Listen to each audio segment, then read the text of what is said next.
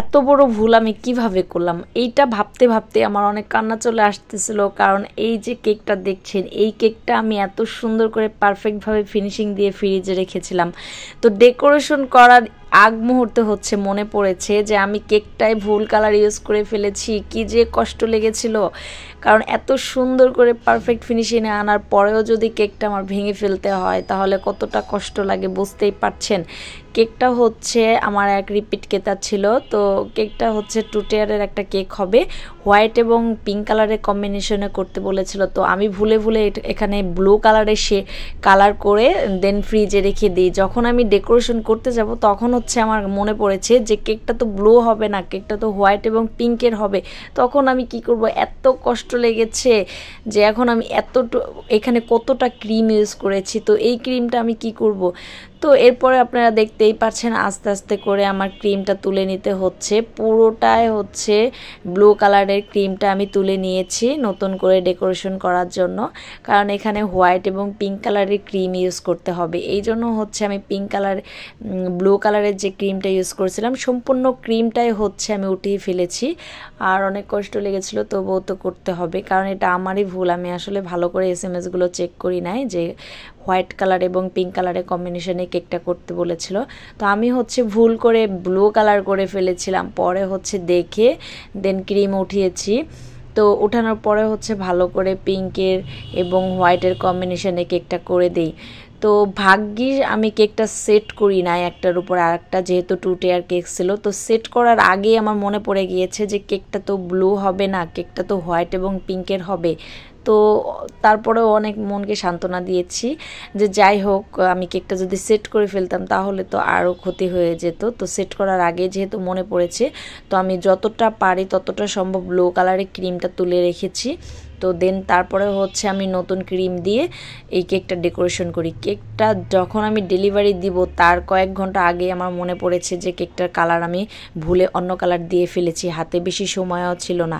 এরপরে হচ্ছে নতুন করে ক্রিম করে আবার কেকটা ডেকোরেশন করতেছিলাম। তো যাই হোক, ডেলিভারি দেওয়ার আগে তো আমার মনে এসেছে যে কেকটা অন্য কালার হবে। তো যেহেতু হাতে সময় ছিল, তো আমি ওইটুকু সময়ের মধ্যে কেকটা আবার নতুন করে ডেকোরেশন করে ভালো করে সেট করে দিয়েছি। আর যে আপুটা আমার থেকে এই কেকটা নিয়েছে সে আপুটা আমার রিপিট কেটা। আপুটা হচ্ছে আমি যখন বিজনেস শুরু করি, আমার পেজটা যখন আমি নতুন ওপেন করি তখন হচ্ছে আপুটা আমার থেকে একটা কেক নিয়েছিল, আপুর মায়ের বার্থডের কেক। তো উনি হচ্ছে ইন্ডিয়ায় ছিল, তো ইন্ডিয়া থেকে মায়ের জন্য সারপ্রাইজ গিফট হিসেবে আমার থেকে একটা কেক নিয়েছিল। তো উনি এখন দেশে ফিরে এসেছে, ফরিদপুরে ওনার বাসা। উনি হচ্ছে আবার নতুন করে আমার থেকে ওনার মায়ের জন্মদিনে কেক নিল। তো গত বছর আমার থেকে নিয়েছে, এবছর আমার থেকে নিয়েছে। ভাগ্যিস ওনার মনের মতো করে কেকটা তৈরি করে দিতে পেরেছিলাম, তার জন্য অনেক ভালো লেগেছে। আর ক্রিম আমি এখানে হোয়াইট কালারের ক্রিমের নিচে হচ্ছে পিঙ্ক কালারের শেড দিয়েছি। আর পিঙ্ক কালারের শেড আমি বরাবরই এভাবেই দিয়ে থাকি স্ক্রাবারের সাহায্যে। এভাবে যদি কালার মিক্স করা যায় তাহলে কেকের কালারটাও সুন্দর আসে, ফিনিশিংটাও সুন্দর আসে। আর এই ক্রিমটা খেতে অন্যরকম লাগবে না, কারণ কিছু কিছু সময় দেখা যায় কি ওই আপনার ক্রিমের কালারের জন্য ক্রিমটা তেতো হয়ে যায়, যার কারণে খেতেও ভালো লাগে না। তো এইভাবে হচ্ছে কালারটা যদি আমি সেট করি তাহলে কিন্তু আমার ক্রিমটা কিন্তু হোয়াইটই রয়েছে, শুধু উপরে হচ্ছে পিঙ্ক কালার হয়েছে। সেক্ষেত্রে ক্রিমে কখনোই টেস্ট পরিবর্তন আসবে না। তো এরপরে হচ্ছে একটার উপর একটা কেক বসাচ্ছি। আর যখনই আমি 2 টিয়ার 3 টিয়ার কেক করি তখনই একটার উপর একটা কেক বসাতে যে আমার হার্টবিট বেড়ে যায়, মনে হয় যে দমটা বের হয়ে আসবে আমার। এতটা ভয়ে থাকি, রীতিমতো জিগির করতে থাকি, আল্লাহ আল্লাহ বলতে থাকি, কারণ খুবই ভয় লাগে এই ধরনের কেক সেট করতে। অনেক 2 টিয়ার 3 টিয়ার কেক করেছি, বাট এখনও আমার হাত ভালোভাবে পারফেক্ট হয়নি। কারণ আমি হচ্ছে প্রচণ্ড হাত কাঁপে, যখন একটার উপর একটা কেক বসাতে যাই তখন প্রচণ্ড হাত কাঁপে। হাত কাঁপার কারণে হচ্ছে আমি ভালো করে কাজটা করতে পারি না, মানে খুবই ভয় কাজ করে, তবুও কোনো রকম সেট করি।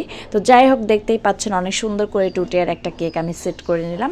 এরপরে এই কেকটা হচ্ছে এখানে কাঁচা ফুল ইউজ করে হচ্ছে ডেকোরেশনটা করব আমি। আপুটা নিজেই বলেছিল কাঁচা লাল গোলাপ দিতে। তো এই যে লাল গোলাপগুলো আমি কিনে এনেছি বাজার থেকে, এগুলো একদম ফ্রেশ গোলাপ, এগুলো ভালো করে ধুয়ে শুকিয়ে নিয়েছি। ধোয়ার পরে টিস্যু দিয়ে ভালো করে পানিটা শুকিয়ে নিয়েছি। এরপরে হচ্ছে এই ফুলের যে বোটাটা থাকে ওই ফুলের বোটার ওইখানে হচ্ছে আমি কস্টেপ পেঁচিয়ে দিয়েছি। আপনারা চাইলে হোয়াইট চকলেট গানাশ কিংবা ডার্ক চকলেট গানাশ দিয়ে কোটিং করেও দিতে পারেন, এতে করে ভালো হয়। কারণ এই ফুলের মধ্যে যদি কোনো ফুলের ডাটার মধ্যে যদি কোনো কিছু থাকে তাহলে কেকের মধ্যে যাওয়ার সম্ভাবনা থাকে না। এরপরে হচ্ছে আমি এখানে নন এডিবেল কিছু বল টপার ইউজ করেছি গোলাপের সঙ্গে। আর এই ধরনের কেকের ডেকোরেশন আমি এর আগেও 2টা করেছি, একটা 3 টিয়ার একটা 2 টিয়ার ছিল। তো সেম ডিজাইনই দিয়েছিল, শুধু ফুলগুলো একটু পরিবর্তন করে দিয়েছি। ওই কেকটাই ছিল আর্টিফিশিয়াল ফুল প্লাস্টিকের, আর এইটাই হচ্ছে কাঁচা গোলাপ। তো এরপরে যে আমি পালকগুলো দিচ্ছি এটা হচ্ছে হোয়াইট চকলেট গানাশ দিয়ে করেছি আমি পালকগুলো। তো এটা হোয়াইট চকলেট টপার পালক।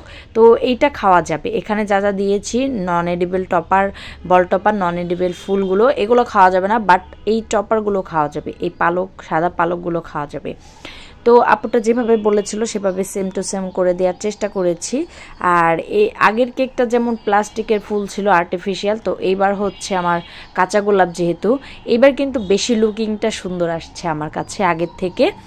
তো আমার বড় বড় মতো কাঁচা ফুলের কেকগুলো অনেক ভালো লাগে, বাট কাঁচা ফুলগুলো আবার তুলে ফেলে দিতে হয় যখন কেকটা কাটতে হয়।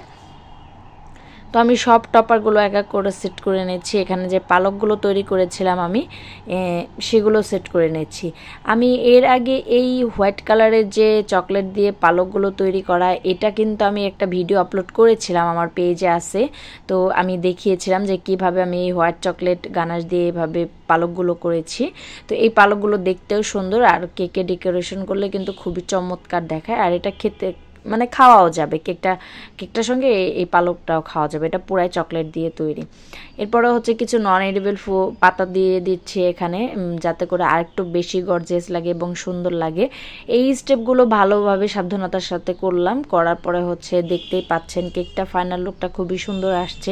এরপরে কিছু সুগার বল দিয়ে দিব হোয়াইট কালারের, ছোট ছোট সুগার বল, এবং তার সঙ্গে বড় বড় মিক্স করা সুগার বল থাকে সেগুলো ইউজ করব।